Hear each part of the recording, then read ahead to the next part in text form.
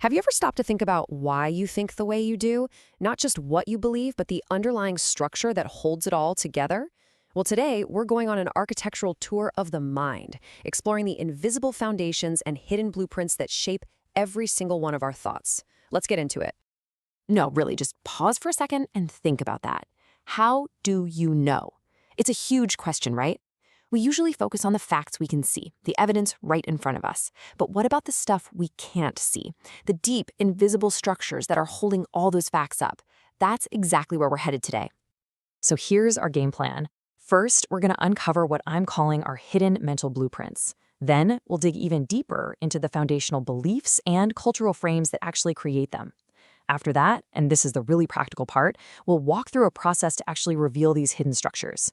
And finally, we'll talk about how we can rebuild them to think with so much more clarity. All right, let's dive into our first section, our hidden blueprints. Imagine every argument you make, every belief you hold is a building. We're about to grab a flashlight and head down into the basement to see what this whole structure is really standing on. And this is the absolute key. Every single thing you argue for, every conclusion you come to, it all stands on a foundation of things you take them for granted.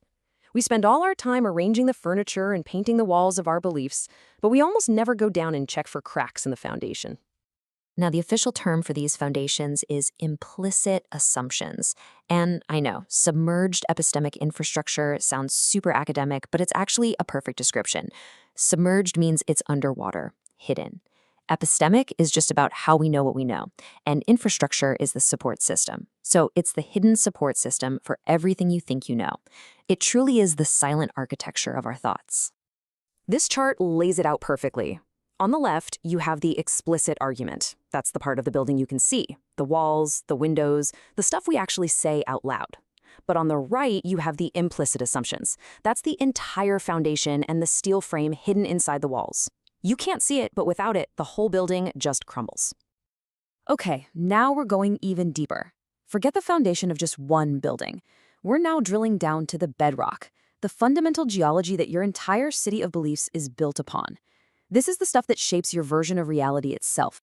So this breaks down those super deep layers. Up top, you've got your worldview. That's the master pair of glasses you see everything through. Right below that is epistemology, and that's just a fancy way of asking, how do you decide what's true? What counts as proof for you? Then you have your core foundational beliefs about how cause and effect work. And at the very bottom, subconscious beliefs that are pulling the strings without you even knowing it. This stuff isn't just an assumption, it's the operating system for your reality. So if those foundational beliefs are the deep, slow-moving bedrock, then this next part is about the software that's running on top of it, every single second of every day. These are the cognitive and cultural frames that guide our thinking automatically.